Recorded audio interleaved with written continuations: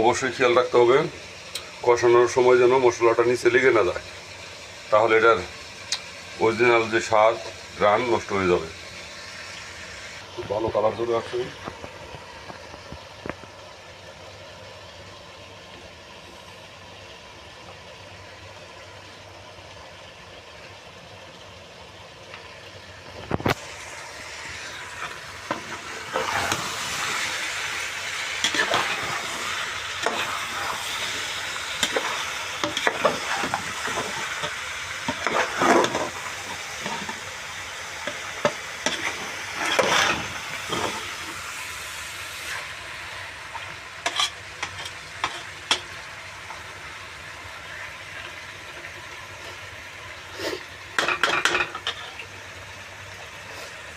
Complete হলে আবার দেখাবো।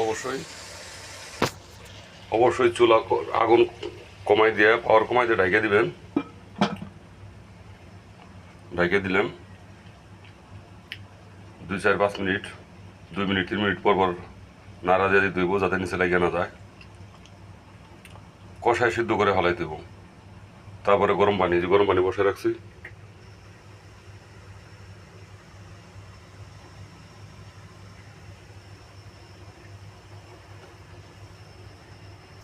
আবার একটু নাড়া দিয়ে দেবো।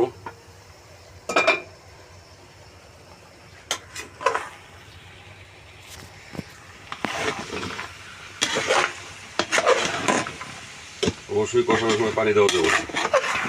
মশলার আস্তে আস্তে লাইরা ভালো ভালো করে দেবো।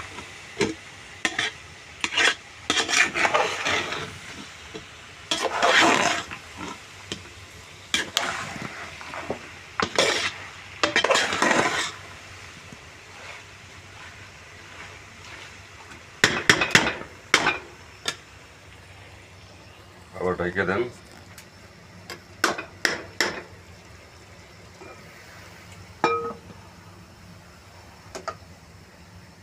কষানো হয়ে গেছে, এখন পরিমাণ মতন যে যেরকম খাইবেন ওইরকম পরিমাণে জল দিতে দেবো, পানি, গরম পানি।